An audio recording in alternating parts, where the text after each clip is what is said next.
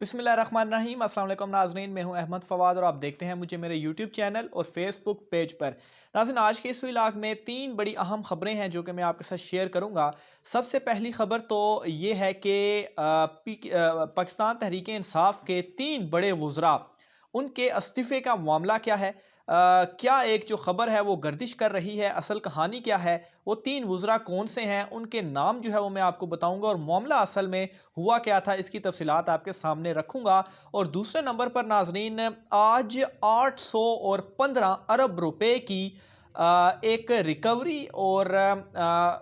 वो एक रिकवरी की गई है नैब की जानिब से, लेकिन उस रिकवरी का अभी तक कोई रिकॉर्ड मौजूद नहीं है। पीएसी यानी कि पब्लिक अकाउंट कमेटी,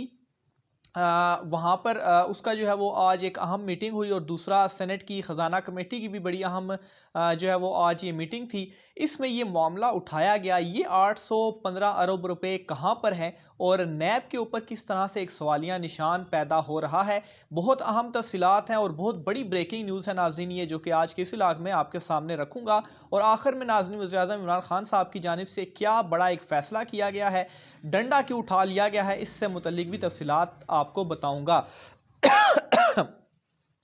तो सबसे पहले नाज़रीन, जो मामला है वो मैं शुरू करता हूँ नैब के ये जो 815 अरब रुपए की कहानी है इससे रिलेटेड। तो आज नाज़रीन हुआ इस तरह से कि पब्लिक अकाउंट कमेटी जो आज जिसकी मीटिंग हुई,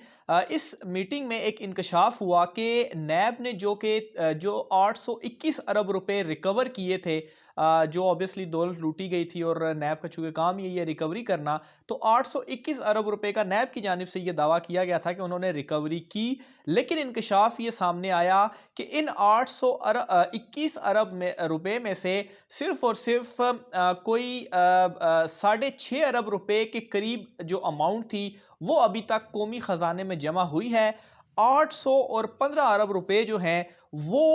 उसका कोई रिकॉर्ड जो है वो मौजूद नहीं है, किसी के पास भी कौमी खजाने में इतनी बड़ी रकम जो है वो जमा नहीं हुई। इस हवाले से कोई भी जो जो तफसीलात हैं वो सामने नहीं आई और ये बहुत इंपॉर्टेंट चीज़ थी जो कि पब्लिक अकाउंट कमेटी में आज जिसका इंकशाफ जो है वो हुआ। और इस हवाले से नैब की जानिब से भी कोई मौक़िफ़ सामने नहीं आया कि 800 अरब रुपए जो कि ये रिकवर किए गए थे वो कहाँ पर है, किसकी जेब में गए हैं, क्या उसका रिकॉर्ड है, किसी के पास जमा करवाए भी हैं या नहीं करवाए। इस हवाले से कुछ तफसीलात सामने नहीं आई और ऑब्वियसली नैब के ऊपर अगर इतना बड़ा सवालिया निशान पैदा हो रहा है तो उन्हें सामने आकर इस हवाले से अपना जो जवाब है वो देना चाहिए कि आखिर ये इतनी जो बड़ी अमाउंट है इसका रिकॉर्ड कहाँ पर है और ये रकम जो है वो कहाँ पर गई। और इसके अलावा जो चेयरमैन नैब साहब हैं वो भी अभी तक पीएसी में पेश नहीं हो रहे। इसके अलावा नाजरीन, एक और जो इंकशाफ सामने आया और ख़ास तौर पर जो सेनेट की ख़जाना की कमेटी थी उस कमेटी में भी ये चीज़ जो है वो सामने आई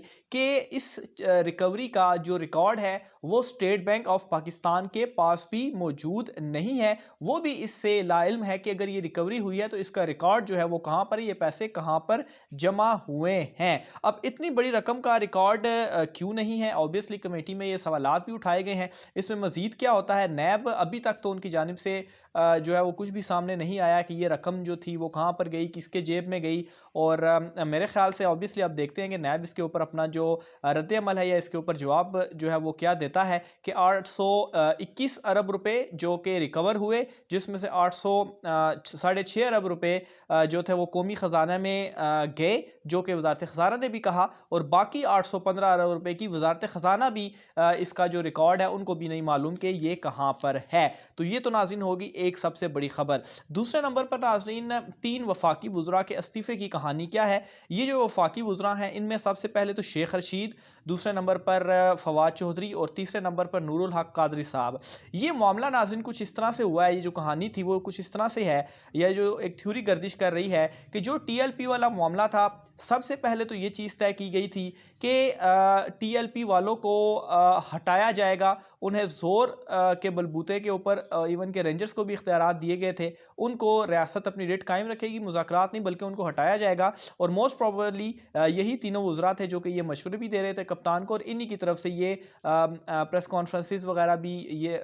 में भी ये बात सामने आई, ये खुद भी कहते रहे कि रियासत जो है वो अपनी रिट कायम करेगी और ऑब्वियसली इनको हटना जो है वो पड़ेगा और इस्लामाबाद में इनको नहीं आने दिया जाएगा। लेकिन एट द एंड क्या होता है, मुज़ाकरात के ज़रिए मामलात हल होते हैं, और मुज़ाकरात के ज़रिए ये तीनों वुज़रा नहीं बल्कि जो और लोग हैं, जिनमें आप कह दें मुफ्ती मुनीबुर रहमान, शाह महमूद कुरैशी, स्पीकर असेंबली असद कैसर साहब, वो जो है वो उस कमेटी में मौजूद होते हैं। फिर जनरल बाजवा साहब और फैज़ हमीद साहब, और ये सारे मामलात जो है वो उनके ज़रिए भी, और फिर ये वाली जो कमेटी थी वो इन मामलात को हल करती है और मुज़ाकरात बीच में जो है वो होते हैं। अब यहाँ पर नाज़रीन एक डिफरेंस बीच में आया है कि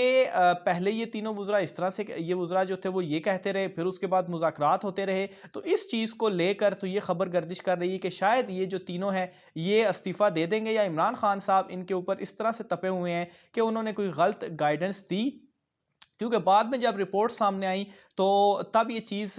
सामने आई कि नहीं, ताकत के ज़ोर पर नहीं, मुज़ाकरात के ज़रिए ही मामलात हल किए जाएंगे। अगर ताकत का इस्तेमाल किया जाए तो इस चीज़ का ख़दशा है कि मुल्क में कहीं खाना जंगी शुरू ना हो जाए, क्योंकि जो TLP के लोग थे वो काफ़ी बड़ी तादाद में मौजूद थे। अब नाज़रीन यहाँ पर एक और चीज़ भी सामने आती है, इन तमाम तर मामलात को हम अगर सामने रखते हैं कि डिफरेंसेस काबीना के अंदर मौजूद है, यानी कि इन तीनों वुज़रा को आप उठाकर देख लें और जो दीगर वुज़रा हैं उनको आप उठाकर देख लें तो डिफरेंसेस आपको नज़र आएंगे। और एक और भी चीज़ ये थी, जिस तरह के शेख रशीद के हवाले से ये बात सामने आई थी कि शायद उनको वज़ारत दाखिला से हटाकर, और फवाद चौधरी चूँकि इंटरफेयर भी बीच में कर रहे हैं मामलात को, तो वो शायद वज़ीर दाखिला बन जाएँ। तो ये नाज़रीन इस वक्त ये जो 3 मिनिस्टर्स हैं इनके इस्तीफ़े की सारी जो कहानी है वो सामने आ रही है। कप्तान ने नाज़रीन एक और चीज़ अभी मैं आपको बताता चलूँ कि एक बड़ी अहम मीटिंग भी हुई थी, और उस मीटिंग में वज़ीर-ए-आज़म इमरान खान साहब की जानिब से अपने जो उनके वुज़रा हैं उनको काफ़ी झाड़ भी पिलाई गई। और